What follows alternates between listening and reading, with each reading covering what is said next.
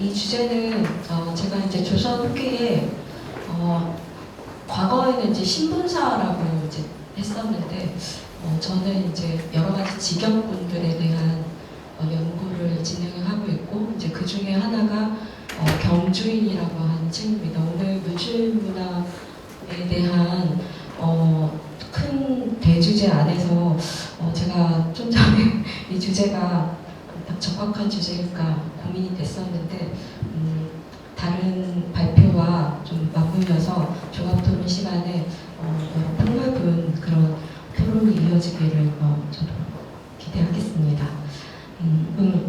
서론부터 읽겠습니다. 경주인은 고려시대 이래 중앙과 지방의 연락사무를 맡아보던 자들을 읽었습니다. 조선 전기에는 경자의 리로 지방에서 상경한 자들이 입역을 했었는데요. 이제 입역을 한다는 것은 이제 국역체제 안에서 역을 지는 것이죠.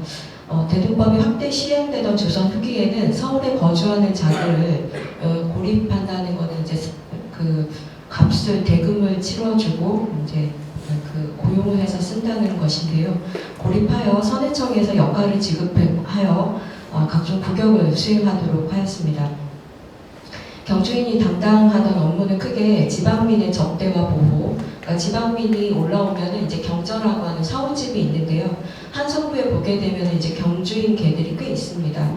그래서 지금 현재로는 이제 지금 한성부의 호적이 북부전적밖에 남아있지 않아서 사실은 이제 그 호적들도 살펴보고 있는데 경절이라고 하는 직역군이 확인은 되지 않습니다. 다만 이제 부 안에서 그런 경주인들이 모여 살았던 계가 행정구역 명칭으로 존재하기 때문에 추가 자료들이 좀 확인이 되면 경주인들이 실제 서울에서 어디에 거주했을까 이런 연구도 진행을 해야 할 것 같습니다. 두 번째는 지방관의 사속 역할인데요. 지방관이 필요로 하는 물품들을 어떻게든 마련을 해서 줍니다. 세 번째는 지방과의 문서 연락입니다. 그러니까 중앙정부 각사에서 심지어 국왕이 내리는 어떤 하류 같은 것도 급할 때는 이 경주인을 시켜서 지방으로 해당 읍에 내려보냅니다. 네 번째는 부세의 책임 납부인데요. 지금까지 연구에서는 이 부세의 책임 납부를 가지고 경주인이 조선 후기에 공무주의나 되고 도구 활동을 펼쳤다는 내용으로 조선 후기 이제 상자본의 맹화를 이제 설명하는데 근거 자료로 이 경주인의 활동을 언급한 부분이 많습니다. 말씀드린 대로 이제 부세의 책임 납부는 조선 전기에 대납 방납의 형태로 왜곡돼서 주인층의 성장과 분할을 촉진시켰다는 견해가 제기되었는데요. 그러니까 그런 게 이제 사주인이라던가 공무주인 이런 것들입니다. 현물공납제가 운영되던 조선 전기에 경주인들은 지방에서 상납하는 세공을 대납하거나 민간에 이제 나지 않는 공물을 방납해서 막대한 중간 차익을 거둠으로써 폐단의 온상으로 지목되었음에도 불구하고 이들을 대신하는 사주인층의 성장과 분할을 야기하였기에 조선 후기 상업 발달의 선행 형태로 평가가 되어 왔습니다. 국가의 부세 수납을 둘러싼 재정 물류 체계가 이 경주인 사주인층에 의해 재편되는 한편 경관과 외방 포구에서 또 다른 주인층이 이제 성장함으로써 도성 중심의 전국적인 물류 체계가 조선 전기에 정비되어 갔다는 설명이 있습니다. 이건 이제 조선 전기와 후기에 이어지는 상업 유통 체계의 발달을 설명하기 위해서 이런 경주인과 사주인을 그 위상을 높게 평가한 것인데요. 이런 문점은 조선 후기 경주인이 공물주의나 직무회의소인 도가를 소유하고 이제 시전이라던가 공인들이 이 도가를 이제 서울에서 운영을 하게 됩니다. 방중의 조직을 운영하면서 경주인이 부리는 경방자 그리고 경주인과 경주인 차지 대주인이라던가 분주인 이런 형태의 분화 과정을 내부에서 이제 겪기 때문에 상인들이 굉장히 그 내부에서도 조직 분화가 이어졌다라고 하는 얘기들을 하고 있었던 것이죠. 넘기겠습니다. 그런데 중앙과 지방의 연락사무를 맡아보던 경주인이 정보 조달에 참여하면서 조선 전기 내내 각종 폐단을 많이 일으킵니다. 이제 부세 대납을 하면서 지방에 내려가서는 두세 배의 값을 받아서 중간 차익을 누리는 게 이제 이 경주인의 큰 폐단으로 많이 지적이 되는데도 불구하고 중앙 정부는 경주인과 그들이 부리는 방자의 고립가를 대동세 안에 포함시키는 조치를 취하게 됩니다. 기존 연구에서는 박람회 폐단을 줄이기 위해 대동법 시행 과정에서 경주인에게 여가를 지급하였다고 설명하고 있지만, 그러니까 경주인들이 이게 그 스스로 뭐 어떤 보상이 없이 이러한 여러 업무들을 하고 있기 때문에 대동법을 시행했을 때 이 경주인들한테 일종의 보상을 줬다라고 설명을 기존 연구에서는 했다는 거죠.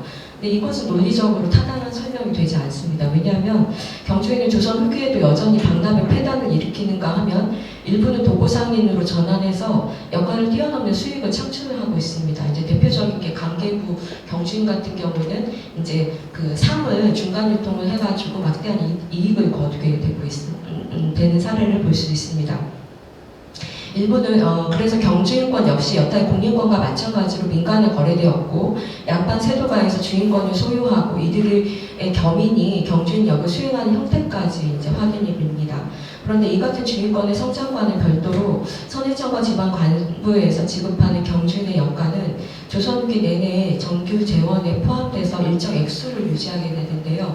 이게 선해청, 그러니까 중앙의 재무관사에서도 주는데 이따 말씀드리겠지만 지방 재정에도 이게 공식 그 예산에 책정이 되는 경향이 계속 확대된다는 것이죠.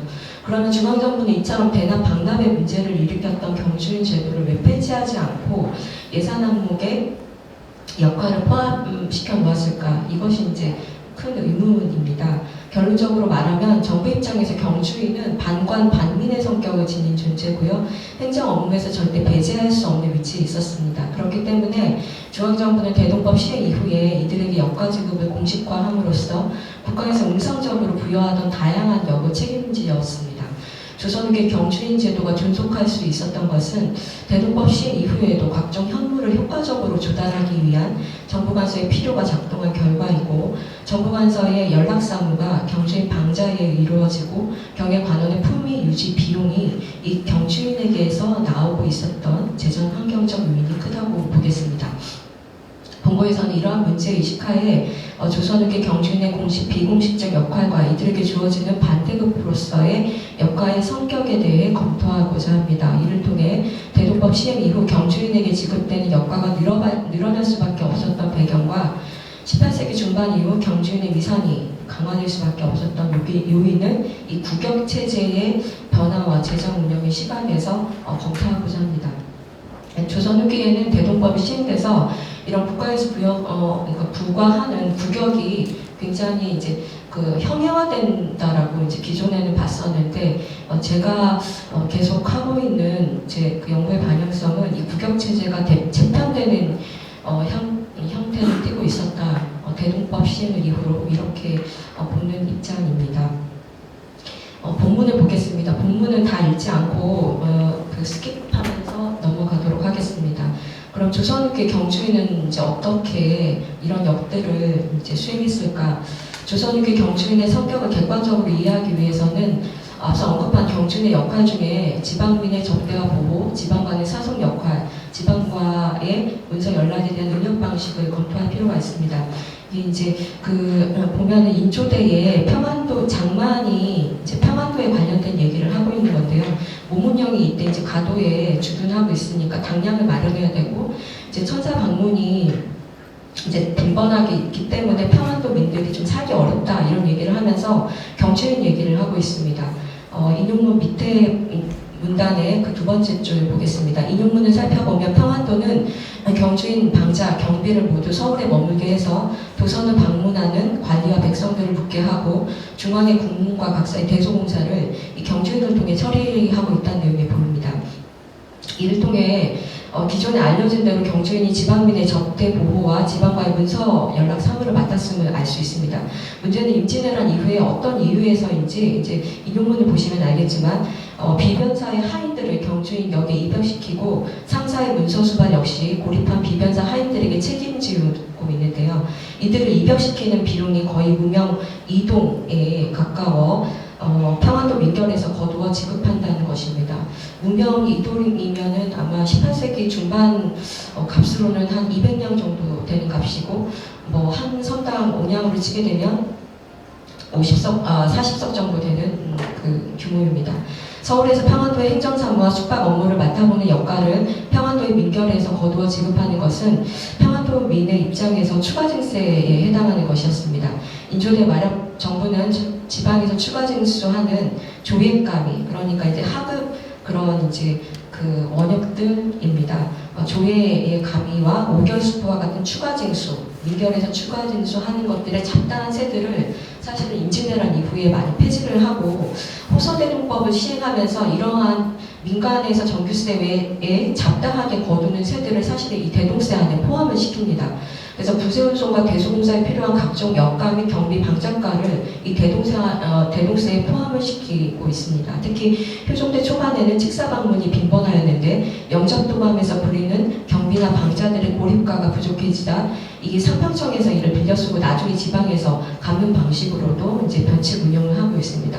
이 부분에서 말씀드리고 싶은 것은 임진왜란 이후에 정부 관서에서 각사 노비들과 원역들이 대부분 전란으로 많이 도망가 있는 상태에서 추가로 이들을 확보할 수 없었기 때문에 그 서울에 있는 여러 방민들을 이제 고립해서 그러니까 값을 주고 그 정부의 그런 행정 사무들을 말단의 사무들을 보는 일을 시키게 되는데요. 이런 그런 말단의 사무를 보는 사람들한테 대동세의 일부를 역가로 지급하는 형태로 대동 사무 안에 그 예산을 책정해 놓았다는 것입니다. 대동법 시행 이후로는 역시 대동세로 값을 마련해 주었습니다. 이에 인조대에 넘기시겠습니다. 민결에 거두던 경주인 방자 고립가 역시 호서대동법이 시행되면서 대동세 역가를 지급하는 방식으로 바뀌게 됩니다.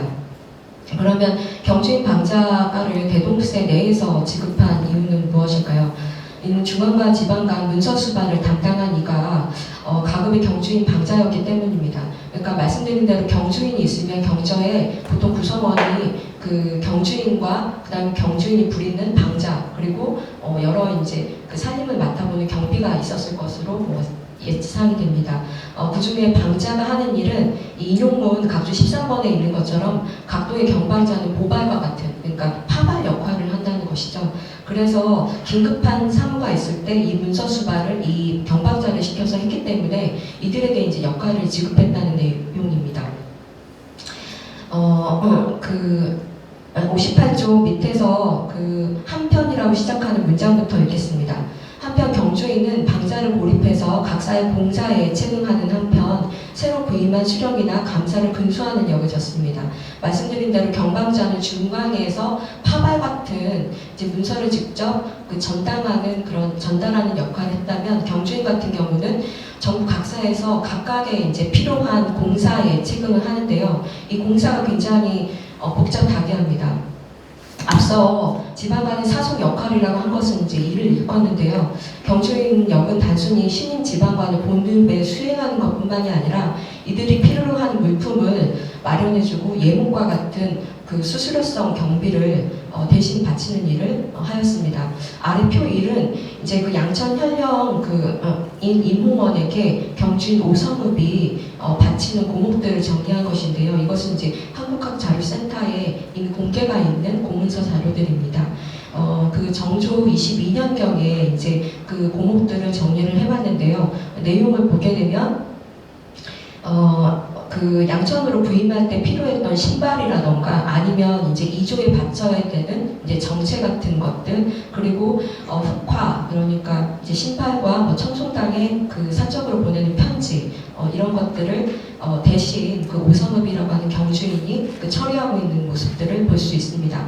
그리고 이제 중간에 3월 23일 같은 3월 23일 공목 같은 걸 보면은 결전 50년에 대한 수표를 직접 받고 있는데요. 이것도 이제 부세를 상납할 때에 따로 이 경주인이 이런 부세 대납 업무를 맡고 있는 것을 볼 수 있습니다.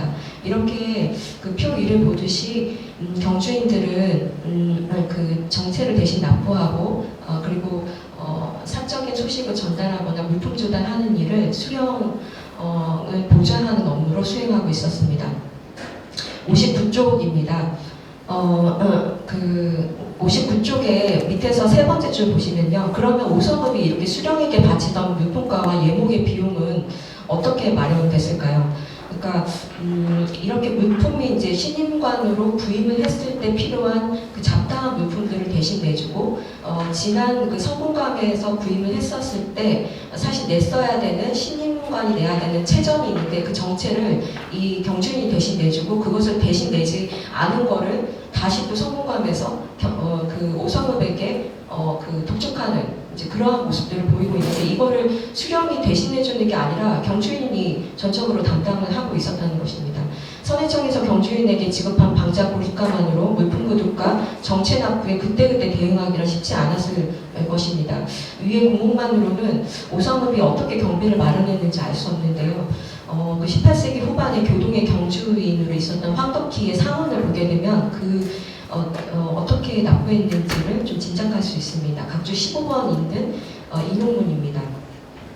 밑에 읽겠습니다. 인용문 밑에 문단을 보게 되면 교동의 경주인 황덕희는 지난 5년간 신임부사와 전임부사가 떠넘기고 갚지 않은 빚과 부사 이성무기 제외될 때 쓴 900여냥의 이자 그리고 전 교동부사 이협이 신용할 때 발생한 예목가와 행하할 때 든 돈 108냥을 그 대신 납부함으로 인해서 집을 팔고 파산할 지경에 이르렀다는 상언을 올리게 됩니다. 감사나 병사, 수사, 도사를 공관을 새로 맞이하는 데 드는 행정 비용을 정부에서 연출하지 않고 가급의 경주인에게 부담시키고 있었던 것이죠. 조선에서는 이와 같이 관원들이 경주인에게 빚을 지는 일을 엄히 금단했으나 채전을 상환하는 것은 녹봉으로 인한 수익이 뻔한 관원들에게 쉬운 일이 아니었습니다. 신고 수령을 영송할 때 지급하는 세막가 같은 경우 이제 말을 지급을 하는데요. 이제 신임 수령이 오거나 혹은 그 수령이 이제 올라갈 때 이런 말을 몇 필 지급하는 것도 이 대동 3호기에 다 지정을 해놨습니다. 그런 세막가는 대동법이 시행되면서 유침이, 그러니까 지방의 그 재정에 해당하는 대동 유침이 포함시켜 놓았지만 여타 신임관원이 준비해야 되는 물품은 경비 항목에 포함되지 않았기 때문에 보통 관직에 제수된 신임관원은 경주인에게 빚을 내서 이를 마련할 수밖에 없었습니다. 그런데 위에 황덕기 사례에서 보듯이 경주인한테 빚을 지고 나서는 이것을 떼어먹고 주지 않는 경우가 많았다는 것이죠. 그런데 동국적으로 관직에 이동이 있을 때 전임관이 경주인에게 진 빚을 제때 상환하지 않는 문제가 발생하였고 게다가 신임 수령 외에도 정부 각사에 속한 중앙 관료와 본인 출신의 사족 유생 역시 경주인에게 물력을 요구하고 있습니다. 밑에 그 인용문 같은 경우는 이제 공패라고 해서 공물주인들의 폐단을 비변사에서 다 듣고서는 이것을 처리하는 것을 문서로 정리한 게 있는데요. 이게 이제 공패라고 하는 책자입니다. 이것을 이제 그 몇 년간에 걸쳐서 이제 번역을 했었는데요. 이 공패의 내용을 보게 되면 그 경주인 상원에 이런 각종 정체를 불법적으로 바치기 때문에 이제 지탱하기 어렵다는 사정을 얘기하면서 사대부가의 혼례와 상례 비용, 그다음 상례 비용이라고 칭하면서 유기체나 포진체, 필체를 걷는가 하면 금부도사의 면신례나 주례, 본도도사의 의정부의 참할체, 양사의 서경체, 의금부의 속전, 객관 각처 예목 같은 것들을 모두 경주인에게 요구하고 있는 것을 볼 수 있습니다. 61쪽 보겠습니다. 두 번째 문단 보겠습니다. 조선후기 경주인은 신임 지방관이 필요로 하는 각종 물력과 비용을 마련해주는 한편 정부 관사와 양반 사대부가에서 요구하는 수수료성 경비를 대납해주는 등 관료행정상의 비공식 경비를 보전해주는 업무를 맡고 있었습니다. 이러한 비용은 대동법이 시행되었음에도 불구하고 예산 항목에 포함되지 못한 채 고스란히 경주인에게 부과되는 음성적인 경비였습니다. 그러면 경주인은 이러한 능력가를 어떻게 보상받고 있었을까요?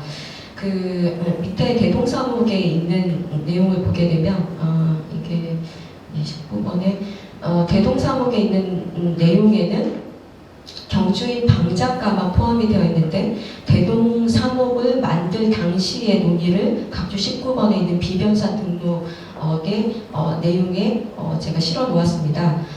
이 내용을 보게 되면은 밑줄친 부분에 전남도 대동사목을 만들 때 경주인이나 영주인의 청과를 다 포함시키는 걸로 애초에 논의가 됐었지만 실제로는 경주인 역과는 대동사목에 지금 현존하는 대동사목 어디에도 경주인 역과로 측정되어 있는 것은 없습니다. 단지 지방 관속에게 거두었던 경주인 방자가를 고립하는 비용 일부만 이제 책정을 해놓은 것이죠. 이 내용에 대해서는 다음 장에서 설명을 드리겠습니다. 62쪽으로 넘기시겠습니다. 경주인 여가가 초기에 대동세에 포함되지 않은 배경을 살피기 위해서는 경주인의 주요 업무 중 하나인 부세 책임 납부, 그러니까 마지막에 말씀드렸던 이 부세 책임 납부의 성격을 좀 검토할 필요가 있습니다. 조선 전기에는 곡물이나 선상 이벽자들을 각사에 올려보내는 과정에서 이해들이 경저에 머물렀기 때문에 중앙 각사의 부세 상납이 늦어지거나 선상노비, 군인이 도망할 경우에 그 책임을 경주인에게 물었습니다. 이는 경주인에게 엄청난 부담일 수 있었지만 한편으로는 이 부세 상납을 일부러 지연시켜서 중간 차익을 거둘 수 있는 기회가 또한 이들에게 주어지는 것을 의미하기도 했습니다. 이 때문에 경국대전 호전 잠영조에 각사의 사주인과 보는 경주인들이 공리를 침탈하지 못하도록 하는 조항이 보입니다. 실제로 조선정의 경주인은 공리를 침탈하거나 공리와 결탁해서 지방의 공세를 도둑질하는 불법을 저지르고 있었습니다. 이것은 이제 조선 후기에도 계속되고 있는데요. 이제 대동세로 포함이 되는 물종들 같은 경우는 선행청에 이제 그 쌀로 대납하기 때문에 쌀로 이제 내기 때문에 문제가 없지만 여전히 중간 각사에서는 현물로 납부하는 물종들이 남아 있었습니다. 그 물종들을 그 상납하는데 중간에 그 관리하는 관리층이 바로 경주인이었고 그들이 거두는 이익들이 여전히 존재했다는 내용을 말씀드릴 수 있겠습니다. 각조 24번에 해당하는 내용이 그 내용인데요. 각조 24번 이등분 밑에 부분 읽겠습니다. 위의 기사를 보면 제용감에서 경상도 가급의 공물로 부과한 정포를 경주인이 중모 입힐가를 받고 대납해주고 있습니다. 이당명의 보고가 있던 숙종 2년은 영남에 대동법이 시행되기 전이긴 한데요. 제용감에 바쳐야 되는 이제 고품질의 정포를 여전히 현물로 상납하고 있었는데 이거를 그 중모가 이필로 경주인이 대납을 하면서 처음에는 이필을 받다가 3.5필로 늘려받는가 하면 그 승수도 7승목 40척으로 굉장히 좋은 품질의 그 무명을 받고 있는 것을 볼 수 있습니다. 정부로서는 본읍과 경주인 사이에 형성된 대납 구조를 알기 어려운 데다가 이를 딱히 처벌할 조항이 없었기 때문에 본읍에서 중모가를 높여받음으로써 제용감의 정포를 대납하는 수익을 경주인들이 확대해갈 수 있었습니다. 이것은 이제 중앙에서 여가를 현실적으로 책정해주지 않기 때문에 여전히 이 부세 대납 업무로서 거둘 수밖에 없는 그 수익 항목이 있었다는 말씀입니다. 그 다음 페이지 보겠습니다. 그런데 왜 이렇게 그러면은 그 추가적인 그 현물 징수를 통해서 그 부세 대납의 중간 차익을 거두었을까? 이것은 각조 25번을 보면 알 수 있습니다. 밑줄친 부분이 있겠습니다. 지금의 제부는 상납에서만 나오는데 대동법을 실시한 이후로 각 읍의 수요가 한정되어 있어서 매양 부족함을 호소하는 데다가 거기에다가 규정 이외의 수용을 덧붙이고 있다라고 얘기를 하고 있습니다. 무슨 얘기냐면 대동법을 시행하면서 그 이전에는 현물이 필요할 때는 그 지방에다가 추가 징수를 계속 할 수 있었습니다. 근데 대동법을 시행한 이후에는 그 토지 일결당 11규의 쌀만 한 번에 거두고 더 이상 지방에다가 그 현물을 징수하지 못하게 하는 게 원칙이었기 때문에 중앙에 올라오는 세입이라고 하는 것은 한정될 수밖에 없었고 이제 그렇기 때문에 추가로 필요한 부분들을 지방에 계속 요구를 하고 있었던 것이죠. 근데 이것을 요구할 때 누구를 통해서 하느냐면 바로 이 경주인들을 통해서 했다는 얘기입니다. 그래서 이런 부분들 때문에 어찌할 수 없이 경주인들이 부세 상납의 그 업무를 계속 보고 있었고 중간 차익을 얻고 있었다는 말씀을 드릴 수 있겠습니다. 그 63쪽 마지막 문단 읽겠습니다. 그 경주인이 부세의 상납과 독촉에 있어 중요한 역할을 하고 있었기 때문에 정부로서도 이들 경주인이 야기하는 방납의 폐를 단속하는 것과 더불어 이들이 도산하지 않도록 관리할 필요가 있었습니다. 영조 17년 비변사에서는 공시인 폐막 별단을 작성해서 상납할 물품이 올라오기 전에는 경주인을 함부로 침범하지 못하게 하는 한편 경상도 경주인이 서울 각사에 상납할 때 이를 물리치고 경주인에게 바치게 함으로써 가산을 탕진시키는 일을 금단하였습니다. 또한 또한 군부의 군포 차원이 미처 받아오지 못하는 가포 같은 것들도 경주인에게 독촉하지 못하도록 단속하는 조치를 취하긴 합니다. 근데 이게 사실은 잘 시행되지는 않습니다. 정부 역시 지방 군현에 책징하는 부세의 부족분을 경주인에게 물리고 정부관서에 입역시키는 곡분을 무상으로 요구하고 있었기 때문에 이를 개선해주는 별단을 반포함으로써 경주인들이 계속 공사에 체금할 수 있도록 그렇게 조처를 단속적으로 하고는 있었습니다. 인용문 밑에 부분을 읽겠습니다. 팔도 경주인이 올린 위에 상원에서 보듯이 애초에 경주인에게 부과된 역은 각사의 공사에 체금하고 전명하는 일에 국한되어 있었습니다. 다만 각사의 공사에 체금하는 주요 업무가 부세 상납을 독촉하고 관리하는 일이었다는 점에서 대도법 시행 이후 경주인의 역할은 축소되기보다 오히려 강조되었으며 경주인에게 가해지는 과다한 책임을 정부 차원에서 개선해 주려는 노력이 18세기 중반부터 가시화되었습니다. 경주인들 중에는 조선 전기와 같이 부세 조치 과정에서 작폐를 일으키는 자들이 없지 않았지만 한편으로 정부관서와 관원으로부터 공식 비공식적인 물품 조달과 정체 상납, 역동원에 항상적으로 휘달리고 있었습니다. 대동법의 시행으로 경주인 방자의 고립가가 일부 측정되기는 하였지만 경주인 역가 자체는 대동세 내에 공식적으로 측정되지 않았고 황해도 지역만 이제 다음 장에서 설명드리겠지만 9년별로 이것이 측정되는 양상을 보입니다. 정부 차원에서 경주인 방자의 역가를 지급하게 된 배경은 임난 이후 중앙각사의 서리와 원역 등이 대폭 감소됨에 따라 각사 노비를 선상하거나 취재로 서리를 선발하던 방식에서 벗어나 경중에서 고립했던 그러한 경향각회를 받자합니다. 그렇지만 말씀드린 대로 경주인에 대한 실질적인 역가는 부과되어 있지 않았습니다. 그런데 이제 조선 후기에 되면은 이 경주인에 대한 역가가 책정되는 그런 양상들을 보이게 됩니다. 이 부분에 대해서 3장에서 말씀드리도록 하겠습니다. 조선 후기 경주인의 위상과 역가의 추이를 설명할 때 자주 인용되는 자료가 바로 정약용의 경세유표입니다. 경주인은 정약용이 어린 시절에만 해도 천의와 하졸이 담당하던 역으로 인식되었고 역가도 변변치 않아서 이후 역가가 날로 증가하고 않았으나 역가가 날로 증가하고 남는 이유도 매우 많아져서 경세유표의 집필 당시 주인권을 매매하는 값이 전보다 100배나 올랐다라고 얘기를 하고 있습니다. 그런데 그 이유를 뭐라고 설명을 하고 있냐면 그 인용문 밑줄친 부분입니다.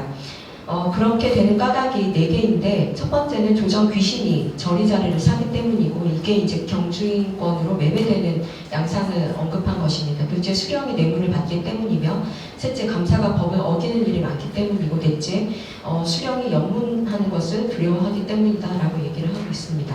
넘기시겠습니다.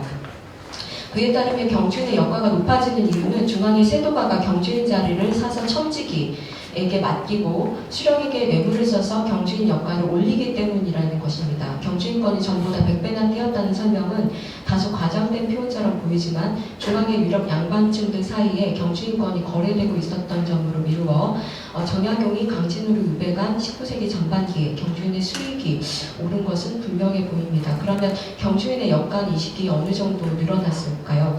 사실 제가 살펴보니까 경주인의 역가는 그렇게 늘어나지 않고 오히려 역가를 책정하지 않았던 것을 지방 예산 항목에서 책정한 것이 늘어난 것으로 현상적으로 보이는 것이다라는 생각을 하게 되었습니다. 표 1을 보시게 되면 이제 대동사목에 보게 되면 충청도, 전라도, 경상도 대동사목이 남아있기 때문에 그 표 2에 그 1654년 호서 대동사목에 그 1년간 경주인 방자를 고립하는 데 드는 비용은 미 15석입니다. 한 명당 그렇다는 것입니다. 근데 이것이 만기호람이 작성되는 1808년에는 20석으로 5석 정도 늘어나기는 하는데요. 그 밑에 보게 되면 전라도 같은 경우에는 차이가 없고요. 그리고 경상도 같은 경우도 1석 정도 늘어나고 있습니다. 사실은 이게 시기 차이를 생각하게 되면은 그 물가 상승분을 고려했을 때 이게 그렇게 큰 차액이라고 보기는 어렵다는 것이죠. 빨리 설명을 드리도록 하겠습니다. 67조입니다. 이렇게 이제 보게 되면은 대동사목 안에서는 그 경주인 방자 고가가 책정이 되었지만 19세기까지 역가가 그렇게 늘지는 않았고 황해도 해서 상정사목이 영조대에 만들어지는데 이때는 지방의 경주인 역가가 책정이 되고 그리고 각 일성록에 보면 각 분연 단위에서 환곡이라던가 민곡, 쇠령으로 추가로 거두는 그런 예산으로 이렇게 경주인 역가를 그 추가로 책정하는 모습을 확인할 수 있었습니다. 그러니까 이를 통해서 사실은 정규 예산에 포함되지 않았던 경주인의 역가를 그 지방 재정 안에서 이것을 공식적으로 책정하는 양상을 볼 수 있었다는 것입니다. 넘기시겠습니다. 그러면 경주인 역가는 어느 정도 규모였냐 하면 68쪽에 보시게 되면 이것도 강진현의 사례 중에 하나인데 이제 강진현에서 거두는 정규세 같은 경우는 1결당 세미 6두, 삼승 1두 2승, 대동정리 12두, 결전 5전 정도에 불과했지만 추가의 그런 수수료, 운송상에 발생하는 그런 부대 비용들이 상당히 많았는데요. 그 중에서 전결에서 쇠령으로 걷는 추가 비용 중에 경주인 역가가 60석에 해당이 되고 영주인이라던가 진상으로 마련할 때 금송하는 첨가비가 90석으로 가장 많은 형태를 띠게 됩니다. 그러니까 경주인이라던가 영주인과 같이 부세 상납을 중간에서 관리 감독하는 사람들에게 주어지는 그 추가세가 조선 후기 지방재정에 책정되어 있었고 이들에게 주어지는 그 예산이 꽤 컸다라고 하는 것을 이를 통해 짐작할 수 있습니다. 그런데 이제 이렇게 경주인 역가를 측정했음에도 불구하고 19세기까지 그 경주인들의 부세 상납은 부세 대납은 계속되고 있었고 한편으로 국가에서 이들에게 그 책임 지우는 그 여러 가지 응역도 계속되고 있었습니다. 이 때문에 발생하는 문제들을 69쪽의 중간 문단을 읽고서 결론부를 말씀드리도록 하겠습니다. 순조 11년 기사입니다. 김시근이 공신 순막에 대해 보고하면서 전라도와 경주인 등이 겪는 적폐가 근래 더욱 심해지는 몇 가지 상황을 언급하고 있습니다. 첫째, 각사에서 경주인에게 곡해라 칭하거나 혼수 상수라 칭하면서 억지로 바치게 하며 이에 응하지 않으면 장을 치고 가둔다는 것입니다. 둘째는 소청을 열 때 구청하는 것도 수령뿐만이 아니고 향교 서원에서 모두 사적으로 편지를 보내 동납시키는데 미리 갖다 바치고 본음에 내려가서 받고자 하면 10중 8구는 받지 못하고 잃게 된다는 것이고요. 셋째는 각사에서 각종 부세가 미처 올라오기도 전에 경주인에게 거두는데 경주인에게 대신 바치게 하는 부세와 부비를 지방에서 결국 받지 못하기 때문에 그대로 경주인의 부채가 된다라고 하는 것이 19세기 전반에 보고된 전체의 내용입니다. 이 내용은 18세기 중반에 보고되었던 공식 폐막 별단과도 큰 차이가 없어 보입니다. 69쪽 마지막 줄 읽겠습니다. 요건이 18세기 후반부터 경주인 역가가 지방재정에 공식적으로 책정되어 간 이유는 경주인의 역가를 보존해야 하는 중앙과 지방의 필요가 맞물린 결과로 볼 수 있겠습니다. 중앙에서는 부세의 독촉과 문서의 하송, 여군의 고립 등 각종 공사에 체근하는 경주인이 파산할 경우 행정운영에 차질을 빚을 수밖에 없었으며 지방 역시 수령을 비롯한 유생사족들이 경주인을 통해 중앙의 기별을 받고 서신을 왕래하는 한편 상경시 체류 비용을 지원받았기 때문에 경주인이 요구하는 부채를 외면하기 어려웠을 것입니다. 경주인권이 100배 이상 올랐다고 언급되는 19세기에도 경주인에 대한 중앙과 지방의 침탈은 계속되었습니다. 따라서 경주인의 역가가 황곡이나 민고와 같은 지방재정에 할당된 것은 전야금의 지적대로 중앙의 세도가와 그들의 겸인이 로비를 통해 지방 수령을 움직인 결과일 수 있지만 보다 근본적인 요인은 경주인의 역가를 현실적으로 보전해 주어야 하는 재정 환경이 만들어낸 변화로 이해할 수 있겠습니다. 매주만 첫 문단만 보겠습니다. 본 논문은 조선 후기 국역체제의 변동 속에서 경주인의 존재 양상을 살펴보는 데 초점을 맞췄습니다. 기존 연구에서는 조선 후기 경주인들이 도고 및 식민활동을 통해 고리대 자본화되어감으로써 농민항쟁 당시 소상품 생산자들의 공격 대상이 될 수밖에 없었다고 설명을 해왔습니다. 그러나 조선 후기 최소한의 역할을 받고 부세 대납과 같은 막대한 경비를 선부담해야 했던 경주인의 처지를 고려한다면 경주인의 몰이 행위는 대동법 시행 이후 변화된 국역체제 속에서 재평가되어야 할 부분이 있다고 생각합니다. 여러 가지 부족한 발표를 들어주셔서 감사합니다.